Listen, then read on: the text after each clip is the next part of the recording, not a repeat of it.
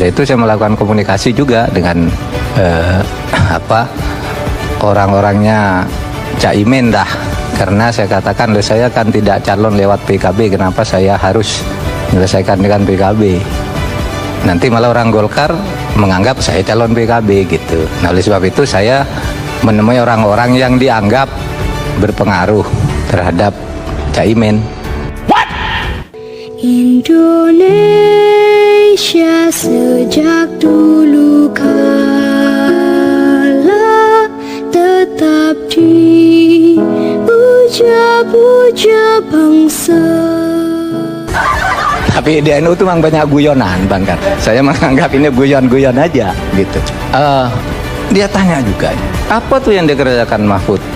Yang diberikan Mahfud untuk NU? Ya apa yang saya berikan? Tidak ada. Kalau saya tanya yang diberikan Pak Said Akil juga apa ya? Kerja. Kalau kerja, saya cuma ingatlah berbuat satu yang kecil untuk NU itu. Pada tahun 2009 itu ada undang-undang BHP. Saya ketua MK. Nah, di undang-undang BHP itu ada satu pasal yang menyatakan semua lembaga pendidikan itu, meski swasta sekalipun, itu harus berbentuk badan hukum tertentu yang diatur dan diawasi oleh pemerintah. Kalau tidak, nanti ini bisa dijatuhi sanksi oleh pemerintah. Nah, tidak ada yang tahu ini.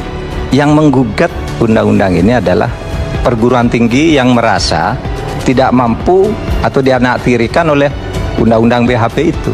Padahal di situ membahayakan bagi pesantren. Kalau ini tidak dibatalkan, pesantren itu kena. Karena di situ semua lembaga pendidikan dari tingkat TK sampai perguruan tinggi berbentuk badan hukum tertentu diawasi oleh negara. Kalau laporannya tidak benar, itu bisa disita oleh negara.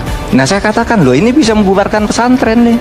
Kenapa? Karena pesantren itu pada umumnya itu tidak ada uang yang terpisah antara uang kiai dan uang pesantren. Orang uangnya itu semua uang kiai. Kalau tiba-tiba ada gedung baru, dari mana ini diperiksa, tidak bisa dipertanggungjawabkan, padahal masyarakat menguasai kiai, bubar semua pesantren itu. Ini waktu undang-undang ini muncul, orang NU tidak ada yang tahu. Saya lapor ke Kiai Anwar Iskandar minta maaf kepada keluarga besar Nahdlatul Ulama gitu, ribut-ribut soal kader. Katanya lupa Mahfud itu kan bukan NU. Ya aneh bagi saya bukan NU. Saya ini lahir di Madura, di pondok pesantren NU, Madrasah Ibtidaiyah NU. Kemudian saya juga ikut dalam kegiatan-kegiatan NU. Misalnya saya menjadi rektor di Universitas Islam Kadiri yang bernaung di bawah NU, miliknya Kiai Iskandar. Saya aktif di The Wahid Institute, itu juga afiliasinya ke NU. Saya aktif di Puan Amal Hayati, Bu Nuriyah, juga itu afiliasinya ke NU. Dan yang resmi, ini ada Nusron Wahid ini. Saya ini pengurus Ansor, periodenya Nusron Wahid ini. Yang tanda tangan SK-nya tuh Akil Sirot. Ya.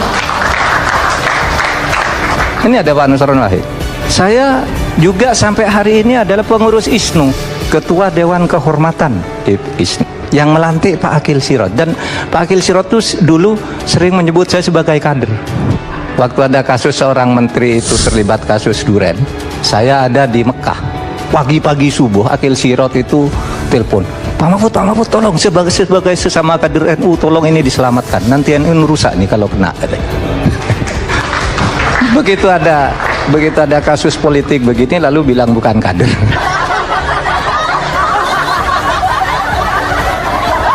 Good job. Ada yang begitu ya? Apa betul ada yang begitu? Ada pada hari Rabu sore jam 5. Rabu sore sehari sebelum itu jam 5 kan keluar pernyataan NU bikin namanya, NU akan keluar meninggalkan Jokowi kalau yang diangkat bukan kader NU sebagai cawapres. Ya kan? Ribut kan?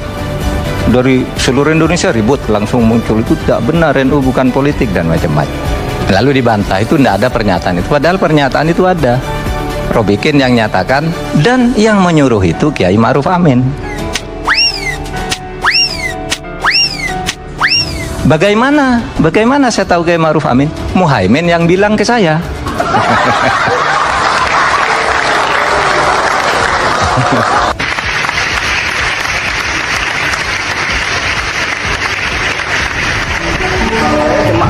Saya juga sampai hari ini adalah pengurus IPNU, Ketua Dewan Kehormatan yang melantik Pak Akil Siraj.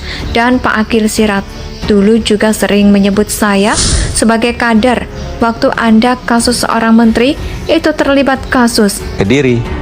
Gus, ini ada undang gini loh, kok orang pesantren diam ini bahaya. Oh iya Pak Mahfud. Akhirnya saya batalkan undang. Kalau ndak udah bubar tuh, pesantren-pesantren tuh diambil itu. Masih ada sekarang naskahnya. Artinya kalau perbuatan bukan bentuk uang ya. Kalau saya suruh nyumbang uang, ndak ada dong, saya ndak punya uang juga suruh nyumbang uang ke NU.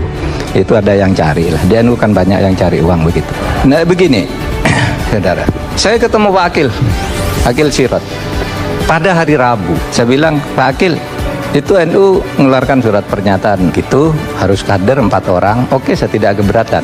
Tapi juga kalau presiden mau di luar itu supaya NU tidak menolak. Oh iya ya Pak Mahfud, memang sudah ada pejabat ke sini.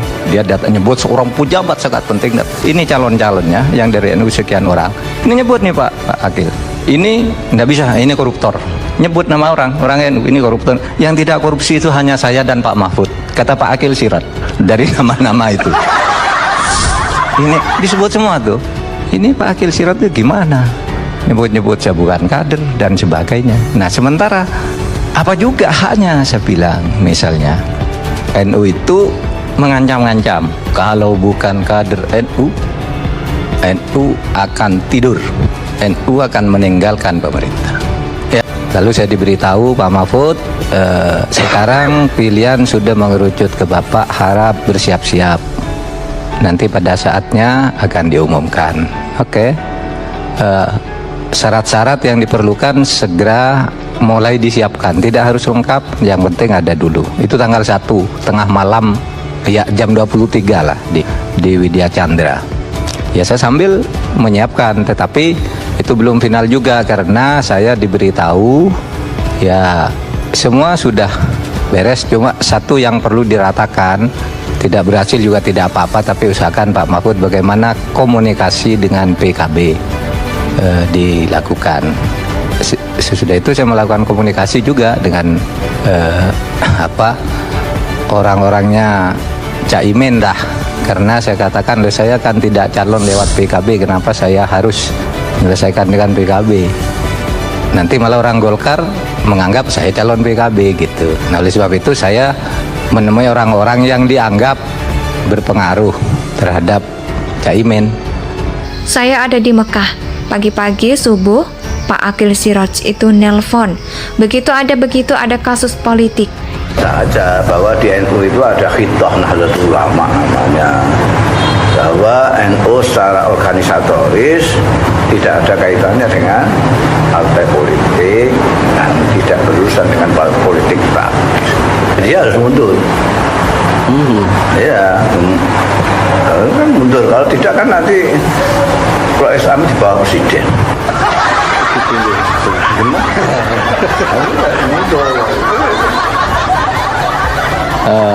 Saya sudah menyatakan sebenarnya sesudah pengumuman itu, ya itu sudah realitas politik yang tidak terhindarkan. Politik itu bisa musimnya bisa berubah secara cepat dan tiba-tiba. Dan saya sudah katakan tidak apa-apa. Saya harus lebih mengutamakan mekanisme dan agenda konstitusional untuk NKRI itu jalan gitu. Tidak usah diributkan karena itu biasa terjadi dan saya bukan yang pertama saya kira di Indonesia ini yang mengalami hal seperti itu. Cuma saya menjadi lebih dramatis ya ceritanya. Jadi begini ceritanya Bang Karni. Pada tanggal 1 Agustus jam 23 malam saya diundang oleh Menteri Sekretaris Negara Pak Pratikno. Udah lama ini tanggal 1 ya. Bersama saya ditemui bersama Pak Teten Mas Duki di rumah Mensesnek. Nah kemudian pada hari Rabu malam seminggu kemudian saya diundang lagi oleh Pak Pratikno. Di rumah Pak Pratikno lagi ada Pak Teten, kemudian ada asistennya Pak Pratikno. Pada waktu itu diberitahu Pak Mahfud besok akan diumumkan detail, sudah diputuskan Pak Mahfud, sekarang semua sudah disiapkan upacaranya nanti berangkat dari Gedung Juang Pak Mahfud naik sepeda motor bersama Pak Jokowi. Pak Mahfud bonceng Pak Jokowi yang di depan. Terus saya bilang, kenapa tidak naik sama-sama aja, saya satu, Pak Jokowi satu? Enggak, kata Pak Teten. Nanti enggak bagus tuh, kalau misalnya Pak Mahfud pas belok ke kiri, Pak Jokowi belok ke kanan tuh dipotret sama wartawan jelek tuh katanya. Di Undang-Undang BHP itu ada satu pasal yang menyatakan semua lembaga pendidikan itu swasta, sekalipun itu harus berbentuk badan hukum tertentu yang diatur dan diawasi oleh pemerintah. Kalau tidak, nanti ini bisa dijatuhi sanksi oleh pemerintah. Indonesia